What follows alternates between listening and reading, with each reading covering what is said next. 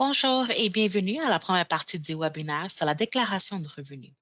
Je m'appelle Nawara et je suis la coordinatrice bilingue de l'Ontario C'est chez moi et étudiants internationaux se connectent. Je vais vous guider à travers ce webinaire aujourd'hui. Nous allons couvrir les sujets suivants, donc expliquer le régime fiscal canadien. Devez-vous produire une déclaration de revenus? Quand devez-vous déposer votre déclaration de revenus? Et les formulaires qui sont utilisés pour remplir votre déclaration de revenus. Donc, commençons avec le régime fiscal du Canada. Le gouvernement fédéral, provinciaux et territoriaux du Canada exigent que leurs résidents payent de l'impôt sur le revenu lorsque leur revenu est supérieur à un montant minimum. Chaque gouvernement fixe son propre montant minimum chaque année. Cela signifie que la plupart des gens qui gagnent un revenu supérieur au minimum, deux impôts sur le revenu, les impôts fédéraux et provinciaux. Le gouvernement fédéral perçoit des impôts à l'échelle nationale. Les gouvernements provinciaux et territoriaux perçoivent des impôts à l'intérieur de leurs propres limites. Tous les impôts sur le revenu des personnes et des sociétés sont perçus au niveau fédéral, provincial et territorial. Bon nombre des avantages dont bénéficient les Canadiens sont rendus possibles grâce aux impôts. Donc, le régime fiscal du Canada paye, entre autres, les routes, les écoles, les soins de santé, la sécurité sociale et la sécurité publique.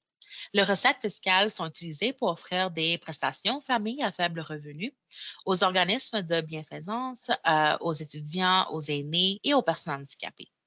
Les recettes fiscales fournissent la taxe sur les produits et services crédit de taxe de vente harmonisé. Les impôts sont perçus par l'Agence du revenu du Canada, donc la ARC. Il s'agit de l'organisme du gouvernement fédéral qui perçoit les impôts et distribue les avantages découlant du paiement des impôts. L'ARC perçoit, évalue, vérifie et applique l'impôt fédéral, provincial et territorial sur le revenu des particuliers et des sociétés. Chaque année, les résidents canadiens, aux fins de l'impôt, remplissent une déclaration de revenus. Dans cette déclaration, vous énumérez votre revenu imposable, vos déductions et vos crédits d'impôt pour calculer le montant d'impôt que vous devez. Devez-vous produire une déclaration de revenus? Cela dépend de votre situation. Vous devez produire une déclaration si vous devez payer de l'impôt ou si vous souhaitez demander un remboursement. Disons que je suis un étudiant international qui est résident aux fins de l'impôt et que je n'ai pas à produire de déclaration de revenus. Y a-t-il des situations où je devrais produire une déclaration de revenus? Oui, dans certains cas, il y en a. Par exemple, vous devez produire une déclaration si vous voulez demander le crédit de TPS ou TVH ou tout autre crédit provincial connexe ou si vous, votre conjoint, votre époux voulez recevoir des prestations fiscales canadiennes pour les enfants. Vous pouvez également reporter ou transférer la partie inutilisée de vos frais de scolarité, de vos études et de vos manuels scolaires, déclarer un revenu pour lequel vous pourriez cotiser à un régime enregistré d'épargne, retraite ou demander l'avantage fiscal sur le revenu de travail. Qui dépose l'impôt sur le revenu? Toute personne qui est résidente ou considérée comme résidente du Canada doit produire des déclarations de revenus aux fins de l'impôt sur le revenu. Vous pouvez devoir des impôts ou vous voudrez peut-être demander un remboursement. Votre numéro d'assurance sociale commencera probablement par un 9. Il s'agit d'un numéro d'assurance sociale temporaire qui n'est valide que jusqu'à la date d'expiration indiquée sur le document d'immigration qui vous autorise à travailler au Canada. Pour produire vos impôts sur le revenu, conservez un registre de vos revenus de toutes les sources que vous aurez besoin de votre numéro d'assurance sociale, valide jusqu'à la date d'expiration indiquée sur votre document d'immigration, votre numéro d'identification impôt, donc le NII, le numéro d'identification temporaire, le NIT. Ces chiffres sont donnés par l'ARC, donc aux personnes qui ne sont pas admissibles à un numéro d'assurance sociale. Pour ceux d'entre vous qui espèrent rester au Canada après vos études, c'est une très bonne idée de produire des déclarations de taxes. Lorsque vous présentez une demande de résidence permanente, vous pourrez soumettre votre avis de cotisation avec vos documents d'immigration qui prouvent que vous avez gagné au Canada et que vous avez payé votre part de l'impôt sur le revenu. L'ARC dispose de ressources pour vous aider à comprendre si vous êtes un résident réputé ou un non-résident qui est réputé à des fins fiscales. Cela peut avoir une incidence sur les renseignements que vous fournissez sur vos formulaires d'impôt. Les choses qui peuvent avoir une incidence sur votre statut de résident aux fins de l'impôt comprennent les conventions fiscales, si votre pays d'origine a une convention fiscale avec le Canada, la force de vos liens, etc.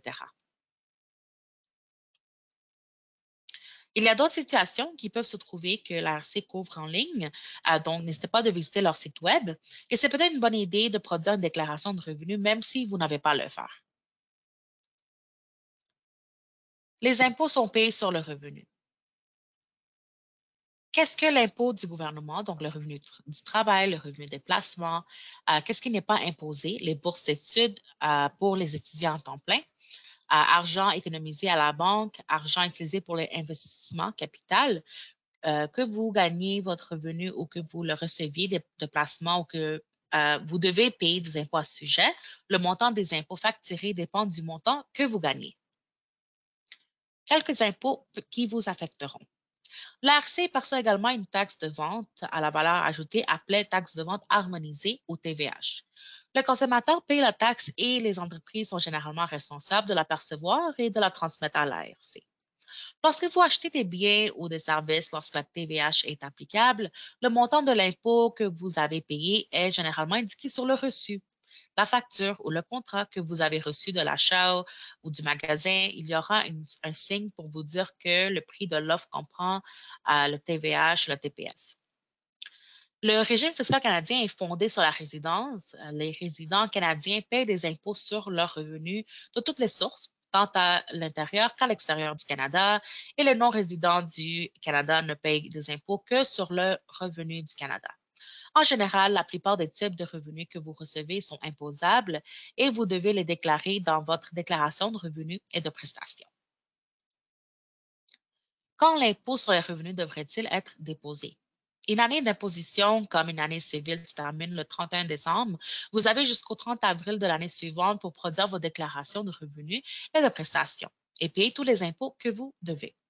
Il y a une exception. Si vous, votre conjoint, votre époux, conjoint de fait, vous êtes des travailleurs autonomes, votre déclaration doit être produite le ou avant le 15 juin. Gardez à l'esprit que si vous devez des impôts, vous devez quand même payer tout le montant dû avant le 30 avril. Si vous ne déposez pas à temps ou si vous ne payez pas vos impôts exigibles à temps, vous pourriez vous voir imposer des pénalités et des intérêts. Quand l'impôt sur le revenu devrait-il être déposé?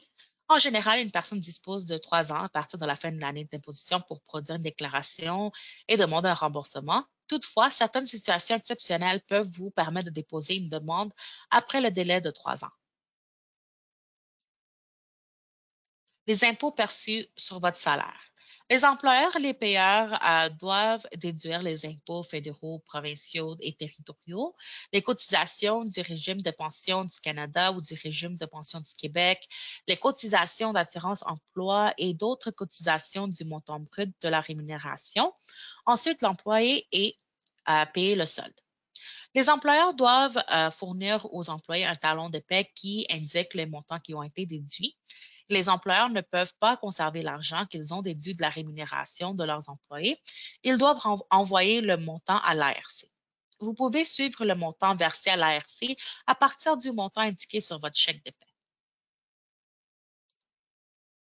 Les formulaires utilisés pour remplir votre déclaration de revenus. En tant que contribuable, vous utiliserez soit l'impôt général sur le revenu et le régime d'avantages sociaux pour la province ou le territoire où vous avez vécu le 31 décembre, soit le régime d'impôt sur le revenu et les avantages sociaux pour les non-résidents et les résidents réputés du Canada. Si vous souhaitez préparer votre déclaration vous-même, vous pouvez produire votre déclaration en ligne à l'aide de l'un des nombreux logiciels de préparation de déclaration de revenus disponibles à des frais ou dans certains cas gratuitement. Vous pouvez trouver une liste de logiciels certifiés ImpoNet sur netfile.gc.ca-software et en anglais, on appelle l'ImpoNet NetFile. Vous pouvez également produire une copie papier de votre déclaration en l'envoyant à votre centre fiscal local. Vous pouvez télécharger et imprimer une copie du paquet fiscal à partir du site web de l'ARC ou si vous utilisez le forfait général, vous pouvez en récupérer une copie à n'importe quel endroit de Poste Canada de février à mai. Vous pouvez également avoir un fiscal professionnel vous aider à préparer et à produire votre déclaration en ligne.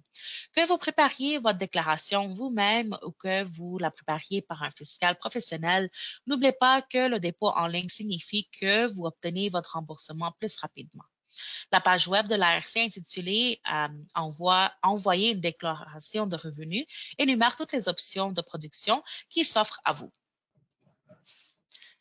Parlons maintenant à propos de l'Ontario, c'est chez moi. L'Immigration, Réfugiés et Citoyenneté Canada et le ministère des Services à l'enfance et des services sociaux et communautaires de l'Ontario financent le programme L'Ontario, c'est chez moi afin de faciliter l'établissement des nouveaux arrivants en Ontario et de les aider à faire des choix plus éclairés. Donc, n'hésitez pas de visiter notre site web et si vous avez des questions, vous pouvez nous contacter par courriel ou par téléphone. Nous avons aussi un autre projet, Étudiants internationaux se connectent. Le ministère des Services à l'enfance et des services sociaux et communautaires de l'Ontario finance le projet Étudiants internationaux se connectent afin d'offrir des mesures de soutien aux étudiants internationaux et à leurs familles. Vous pouvez visiter notre site web ici et nous contacter par courriel ou par téléphone. Le programme L'Ontario, c'est chez moi et le projet Étudiants internationaux se connectent est coordonné par Costi Immigrant Services, qui est un organisme multiculturel à vocation communautaire qui sert chaque année plus de 39 000 clients dans ses 18 bureaux.